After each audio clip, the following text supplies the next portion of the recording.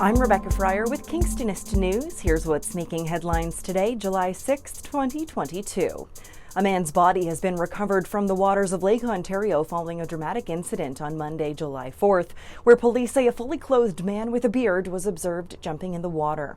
Police say a witness saw the man swim out to about 100 feet from the Crawford Wharf near City Hall in downtown Kingston and was observed in some form of distress. Police say a Good Samaritan then jumped in the waters and swam out in an attempt to save the man and was joined by a couple of nearby boaters. However, they were unsuccessful. Ferry service and other boats were halted in the area until about 11 p.m. on Monday night when the search and rescue was called off by police and the Coast Guard. On Tuesday, search and rescue crews attended the area where police say the missing man's body was recovered and that they are currently in the process of identifying him and notifying next of kin. Police say no foul play is suspected. If you take the bus, schedules have been a little messed up lately with little to no notice of schedule changes. Well, now we know why. Over the past month, Kingston Transit has been forced to suspend or reduce services on some routes due to operational requirements, meaning simply they don't have enough drivers to service all the routes. So while the Director of Transit Services for the City of Kingston says that COVID-19 certainly has not made the situation any better, the problem actually has been growing for years due to demand for service. Since the beginning of June of 2022, Kingston Transit has suspended and or altered services at least 4 times, affecting multiple routes and stops, each time with, again, little to no advance notice.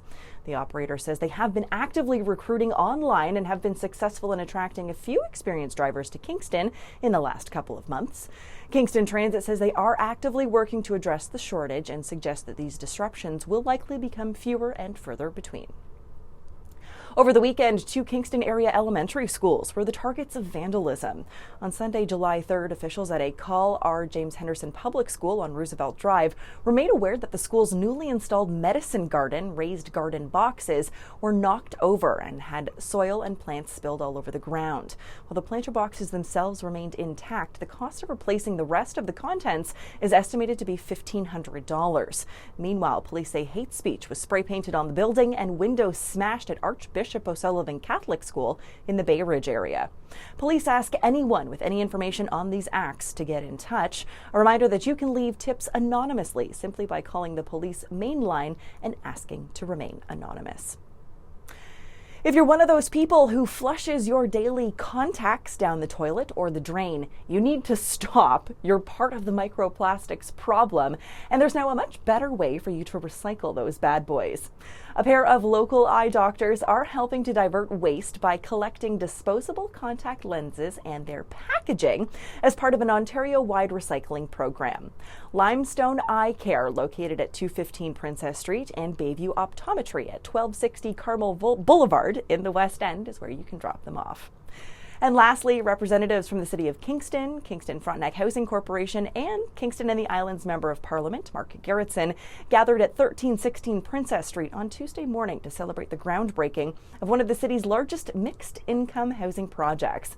The project will include 92 units, 52 non-market units to support residents with rent geared to income, 40 regular market units, and then the build will be on land that is purchased by the city, where they hope to eventually add another 38-unit affordable housing project in the future.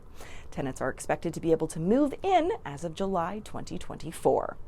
For more on these stories and other headlines, or to submit your own news, visit kingstonist.com and become a subscriber today. I'm Rebecca Fryer. Have a great one, Kingston.